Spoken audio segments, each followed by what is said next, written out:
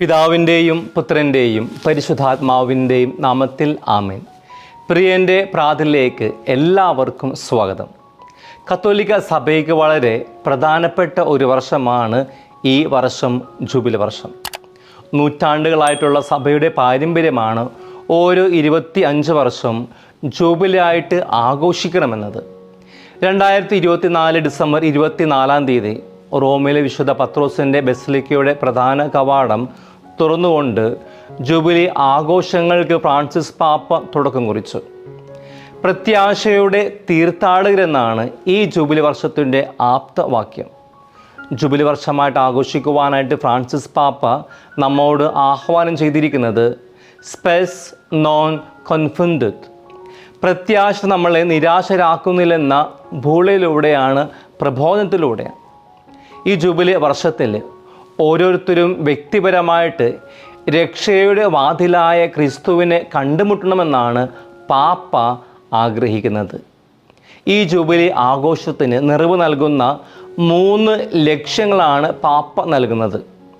ഈശോയെ ആഘോഷിക്കുക, സഭയെ ആഘോഷിക്കുക, വിശ്വാസത്തെ ആഘോഷിക്കുക. ഈ ജൂബിലി വർഷത്തിൽ വീണ്ടും ശോഭ നൽകുവാനായിട്ട് പരിശുദ്ധ പിതാവ് ഫ്രാൻസിസ് പാപ്പ എഴുതിയ ആത്മകഥയാണ് ഹോപ്പ്, അതായത് പ്രത്യാശ. പ്രതികൂല സാഹചര്യങ്ങളിൽ പ്രത്യാശയുടെ പ്രാധാന്യവും മനുഷ്യരാശിയുടെ മെച്ചപ്പെട്ട ഭാവിയിലുള്ള വിശ്വാസവും ഊന്നിപ്പറയുന്ന ഒരു ഗ്രന്ഥമാണ് ഹോപ്പ്. ഈ കാരണത്താലാണ് പുസ്തകത്തിന് പ്രത്യാശ അഥവാ ഹോപ്പ് എന്ന് പേരിട്ടിരിക്കുന്നത്. പിൽഗ്രിംസ് ഓഫ് ഹോപ്പ്, പ്രത്യാശയുടെ തീർത്ഥാടകരെന്നാണ് ഈ ജൂബിലിയുടെ ആപ്തവാക്യവും. ഹോപ്പ് എന്ന പാപ്പയുടെ ആത്മകഥയും പിൽഗ്രിംസ് ഓഫ് ഹോപ്പ് എന്ന ജൂബിലിയുടെ ആപ്തവാക്യവും, ഇവ രണ്ടും വളരെ അർത്ഥവത്തായിട്ടുള്ള വാക്കുകളാണ്.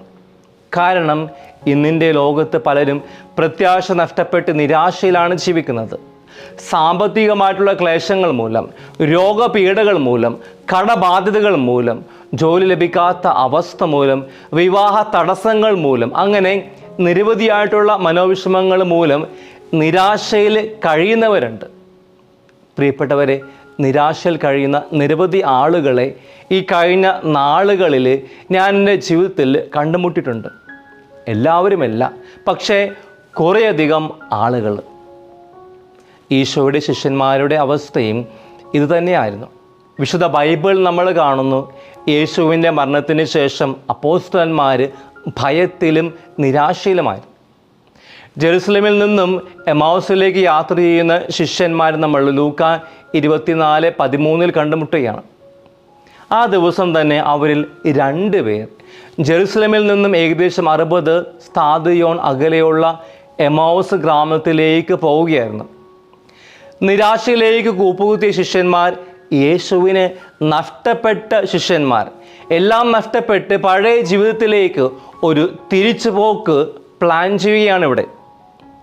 വീണ്ടും നമ്മൾ കാണുന്നു, പ്രത്യാശ നഷ്ടപ്പെട്ട പത്രോസ് അപ്പോസ്തലൻ അത് തൻ്റെ പഴയ ജീവിത അവസ്ഥയിലേക്ക് തിരിച്ചു പോവുകയാണ്. യോഹന്നാൻ 21:3 നമ്മൾ വായിക്കുന്നു, ശിമോൻ പത്രോസ് പറഞ്ഞു, ഞാൻ മീൻ പിടിക്കുവാനായിട്ട് പോവുകയാണ്. അവർ പറഞ്ഞു, ഞങ്ങളും നിന്നോടുകൂടെ വരുന്നു. അവർ പോയി വള്ളത്തിൽ കയറി. എന്നാൽ ആ രാത്രിയിൽ അവർക്ക് ഒന്നും കിട്ടിയില്ല. അതുപോലെ തന്നെ യോഹന്നാൻ 20:19 നമ്മൾ വായിക്കുന്നു, ആഴ്ചയുടെ ആദ്യ ദിവസമായ അന്ന് വൈകിട്ട് ശിഷ്യന്മാർ യഹൂദരെ ഭയന്ന് കതക് അടച്ചിരിക്കെ യേശു വന്ന് അവരുടെ മധ്യം നിന്നുകൊണ്ട് പറഞ്ഞു, നിങ്ങൾക്ക് സമാധാനം. അങ്ങനെ ഭയത്തിലും നിരാശയിലുമായിരുന്ന ശിഷ്യന്മാർക്ക് ഈശോയുടെ ഉത്ഥാനം വലിയ ധൈര്യവും പ്രത്യാശയും പകർന്നു നൽകി. ക്രിസ്തുവാകുന്ന പ്രത്യാശയാണ് അപ്പോസ്തലന്മാർക്ക് പിന്നീട് ലോകത്തിൻ്റെ നാനാഭാഗങ്ങളിലേക്ക് ദൈവവചനം പ്രഘോഷിക്കുവാനായിട്ടുള്ള കരുത്ത് പകർന്ന് നൽകിയത്. ഓർക്കുക, നിരാശ സാത്താൻ്റെ ആയുധമാണ്. നിരാശ സാത്താൻ്റെ ആയുധമാണ്. ആയതിനാൽ ക്രിസ്തു ശിഷ്യർ എല്ലായ്പ്പോഴും പ്രത്യാശയുടെ വ്യക്തികളായിരിക്കണം. കാരണം ക്രിസ്തു ഉത്ഥാനം ചെയ്തിരിക്കുന്നു. അവൻ സത്യമായി ഉത്ഥാനം ചെയ്തിരിക്കുന്നു.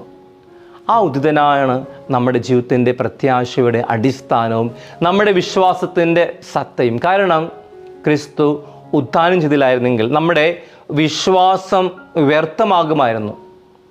1 കൊരിന്ത്യർ 15:17 നമ്മൾ വായിക്കുന്നു, ക്രിസ്തു ഉയർപ്പിക്കപ്പെട്ടില്ലെങ്കിൽ നിങ്ങളുടെ വിശ്വാസം നിഷ്ഫലമാണ്. പ്രിയപ്പെട്ടവരെ, അങ്ങനെ ക്രിസ്തുവിൻ്റെ ഉത്ഥാനമാണ് നമ്മുടെ വിശ്വാസത്തിൻ്റെ അടിസ്ഥാനവും പ്രത്യാശയുടെ കാതലും. അങ്ങനെയെങ്കിൽ ഈസ്റ്റർ പ്രത്യാശയുടെ തിരുനാളാണ്. ഞാൻ വീണ്ടും ആവർത്തിക്കുവാനായിട്ട് ആഗ്രഹിക്കുകയാണ്, ഈസ്റ്റർ പ്രത്യാശയുടെ തിരുനാളാണ്. ഈ പ്രത്യാശയെക്കുറിച്ച് യെശയ്യാ 40:31 നമ്മൾ വായിക്കുന്നു.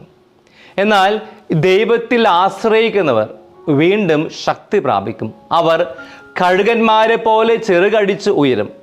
അവർ ഓടിയാലും ക്ഷീണിക്കുകയില്ല, നടന്നാൽ തളരുകയുമില്ല. തീർച്ചയായും പ്രിയപ്പെട്ടവരെ, ദൈവത്തിൽ ആശ്രയിക്കുന്നവർ, ദൈവത്തിൽ പ്രത്യാശ അർപ്പിക്കുന്നവർ ഒരിക്കലും ഒരു കാലത്തും ക്ഷീണിക്കുകയില്ല, തളരുകയുമില്ല.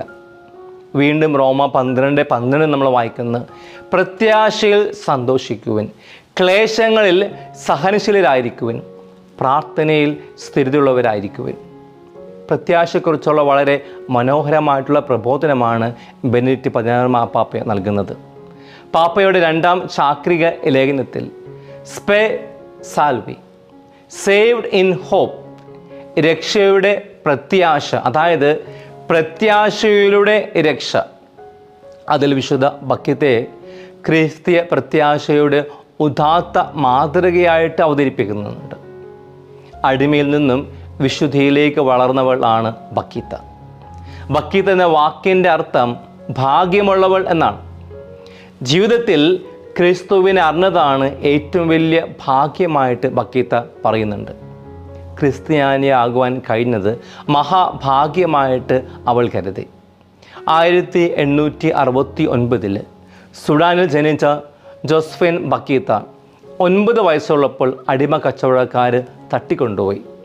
പിന്നീട് സുഡാനിലെ അടിമ കച്ചവടത്തിൽ 5 തവണ വിൽക്കപ്പെട്ടു. നിരവധിയായിട്ടുള്ള ശാരീരിക പീഡനങ്ങൾക്ക് ഇരയായി. ശരീരത്തിൽ നിരവധി വടുക്കളുണ്ടായി ഈ പീഡനം മൂലം. ഒടുവിൽ 1882 ഒരു ഇറ്റാലിയൻ വ്യാപാരി അവളെ വാങ്ങി.